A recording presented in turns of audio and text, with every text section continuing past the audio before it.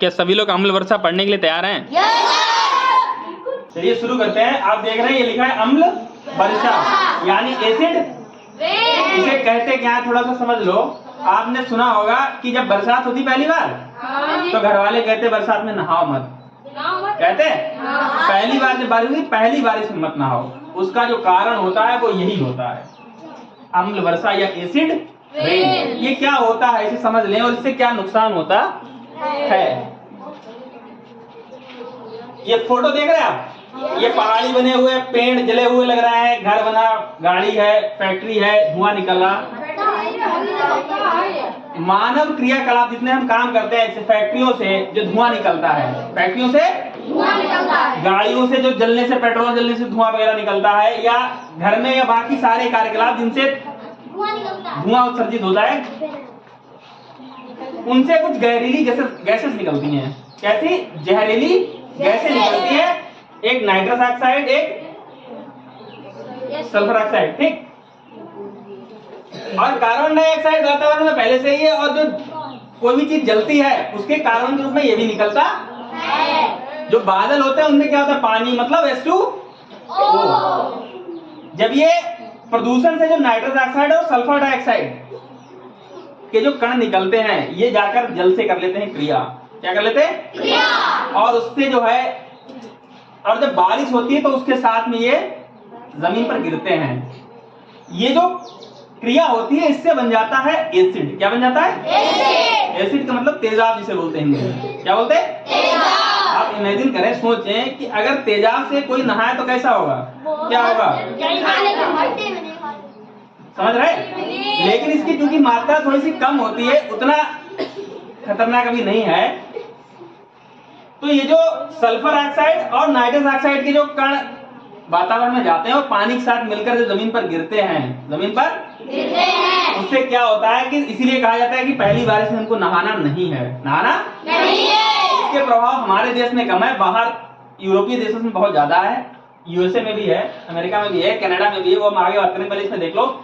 जब ये अम्ल वर्षा होती है, जहाँ प्रभाव होता है वहां के पेड़ कैसे हो जाते हैं? जल जाते हैं। क्या हो जाते हैं? और ये बारिश होगी, बारिश पहले कारखानों से, घरों से, चिमनियों से जो धुआं निकला, जो प्रदूषण हुआ, उससे नाइट्रस ऑक्साइड और सल्फर डाइऑक्साइड निकली। और जो वाहन चलते हैं इनसे नाइट्रस ऑक्साइड, सल्फर डाइऑक्साइड, और एक होता है लेड, पीवी, वो भी निकलता है, उसका यूज अभी नहीं है। प्लस ये जाते हैं वातावरण में, उससे मिलके फिर कराते हैं अम्ल वर्षा। सल्फ्यूरिक एसिड और ये HNO3, इसके रूप में जब ये जमीन में गिरते हैं तो होती है अम्ल वर्षा। क्या होती है? अम्ल वर्षा। ये जहां प्रभाव है वहां ये समझ लीजिए आप, जब पेड़ों पर बारिश होगी, पेड़ जल जाएंगे तो कितनी खतरनाक होगी समझ लो। और यही बारिश का पानी कहाँ जाता है? झीलों में, झीलों में, तालाबों में, नदियों में जाता। तो जो झीलों का पानी होता है वो स्थिर रहता है। कैसा रहता? अब झीलों में जब ये पानी जाएगा, समझ लीजिए ये तेजाब की भरी हुई झील है, इसमें कोई नहाएगा?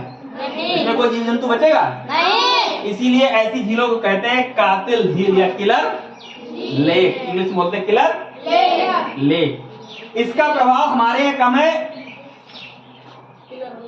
बाहरी देशों में सबसे ज्यादा प्रभाव है कनाडा और नॉर्वे में। कनाडा और नॉर्वे में पहले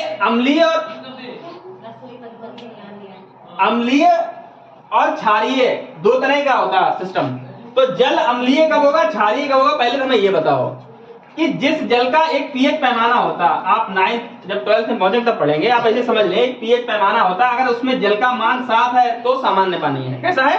7 से कम है तो अम्लीय, और 7 से ज्यादा है तो क्षारीय। तो क्षारीय। तो ये जो एसिड रेन में जो जल, इसका पीएच होता है वो होता 5 से 6, 5 से 6, इसका मतलब 7 से कम है तो कैसा हो गया? अम्लीय। इसीलिए होती है अम्लीय वर्षा। उसका प्रभाव हमारे देश में क्या है जरा देख लीजिए। ये जो सल्फर डाइऑक्साइड है, सल्फर के जो ऑक्साइड्स होते हैं, उससे क्या होता है? मथुरा में एक तेल शोधन कारखाना है, उससे ये गैस निकलती है। कौन सी?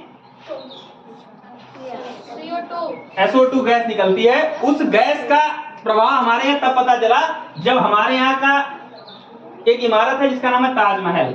क्या नाम है? ताजमहल। सफेद संगमरमर से बनी हुई है। किससे? उसका रंग पीला पड़ने लगा। तो शोध किया गया कि आखिर इसका रंग सफेद संगमरमर है जो इतना अच्छा होता है, सबसे बेस्ट क्वालिटी का, वो पीली कैसे पड़ने लगी इतनी बड़ी बिल्डिंग, और पत्थर पे कलर भी नहीं होता कि कलर पटवा दिया। तो पता किया गया, तो रिसर्च में पता चला कि इसकी एसओटी की वजह से क्या हो रहा है, वो पीला पड़ रहा है, एसिड रेन हो रही है इस वजह से। तो ये बहुत बड़ी चिंता की बात है कि हमारे यहाँ का इतना बड़ा मॉन्यूमेंट, इतनी बड़ी बिल्डिंग जो अजूबों में शामिल है, वो पीली पड़ रही है, चिंता का विषय है। तभी बहुत सारे और टेस्ट हुए, फिर पता चला क्या समस्या है, उसका क्या निदान होगा। तो उसका निदान यही है कि इन गैसों का हम क्या करें, कम से कम ऐसी कोशिश करें कि इनका कम से कम उत्सर्जन हो, तो उसी से ये रोका जा सकता है। ताकि क्या करें आप, जैसे ये बड़े बड़े कारखाने लगे, इनमें फिल्टर्स लगे, तो क्या होगा, जब प्यूरिफाई होके जाएगा तो प्रदूषण कम फैलेगा। और जिन वाहनों में या जिन चीजों से, जैसे जो डीजल पेट्रोल इनका सबका प्रयोग करते हैं, उससे निकलती है ये SO2 NO2, ये सब जब जलते हैं तो ये निकलती है गैसेस। इसी से ये होता है कि कम से कम वाहन का प्रयोग करें या फिर ऐसी एनर्जी का प्रयोग करें जिससे प्रदूषण कम फैले। इसीलिए CNG आ गई, इलेक्ट्रिक आने लगा, अब तो ये इसी वजह से हो रहा है। और इसे मापने के लिए, जैसे कनाडा और नॉर्वे में दो जगह है, तो दो देश जो सबसे ज्यादा प्रभावित हैं। नॉर्वे वही है जहां से नोबेल प्राइज शुरू हुआ, जहां से नॉर्वे की कैपिटल क्या है पता, ओस्लो, क्या है ओस्लो। और कनाडा की ओटावा, और इसकी इंग्लैंड की लंदन। इंग्लैंड के लंदन में इसका ऑफिस है, हेड ऑफिस है, जहां से सेंटर है, जहां से नापा जाता है इसके प्रभाव को, अम्ल वर्षा के प्रभाव को। तो इसका पूरा हमारे एग्जाम के लिए क्या महत्वपूर्ण है, तो सबसे पहला प्रश्न ये बनता है कि अम्ल वर्षा के लिए कौन सी गैस उत्तरदायी है, तो सल्फर के ऑक्साइड और नाइट्रोजन के ऑक्साइड इसके लिए उत्तरदायी है। सबसे मेन रीजन ये हो गया है। ठीक, आपके एग्जाम में इतना ही प्रश्न आता है कि उसके लिए क्या, और हाँ, और जब ये ऑक्साइड एसिड वाली बारिश जमीन पर होगी तो हमारे खेतों की जो उर्वरक क्षमता है जमीन की, वो भी क्या होगी, कम होगी।